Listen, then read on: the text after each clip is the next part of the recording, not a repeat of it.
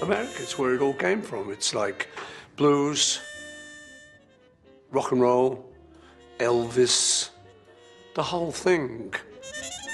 And before that even, you know, the Fred Astaire thing, you know, it's always been coming out of America. First memory was getting off the plane in New York to a screaming mob that we didn't expect. But what had happened was we'd heard about it on the plane.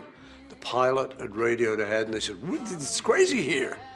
And so then the journalists heard about that and they said, "It's crazy there." And so on. So that's good. So yeah, we got off the plane, waving, and it indeed was crazy. Yeah, New York, baby.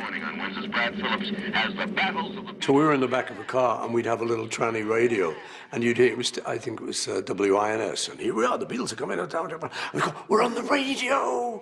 You know, we are on the radio. Look at the big buildings.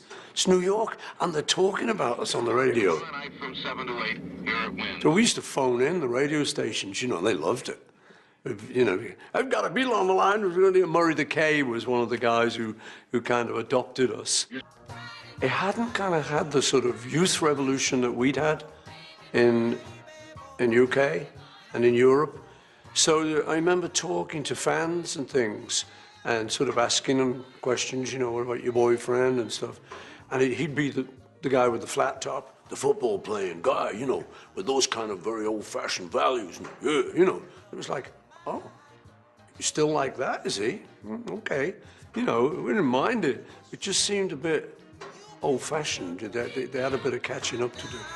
We were some exotic beast to them. Nobody had ever seen people with their hair all sort of down like that and all the gear and the clothes and the sort of mod and the look, you know. They were a little bit in the dark ages about all of that. So we were very unusual. It did eventually get to be too much. At first we liked it, because it was the novelty and the excitement. It was like, wow, you know, hey, we're going down great.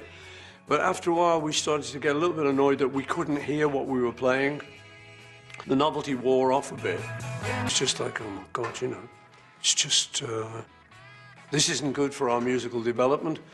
And we were making records by then where we were exploring a little bit and moving a little bit further forward from what we'd done, repackaging American music. We were now kind of making our own inroads, and they were now repackaging our music and sending it, mirroring it back to us.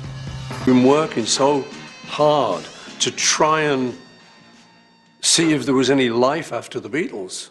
It's a hard act to follow, you know. And suddenly there was. Suddenly we had our identity as Wings. By then it was as big as the Beatles, but not as screamy. And also the thing is, what's happened through the years, we can always get louder than the audience now. So, you know, no matter how crazy they're going, we can hear ourselves. And that kind of, that helped.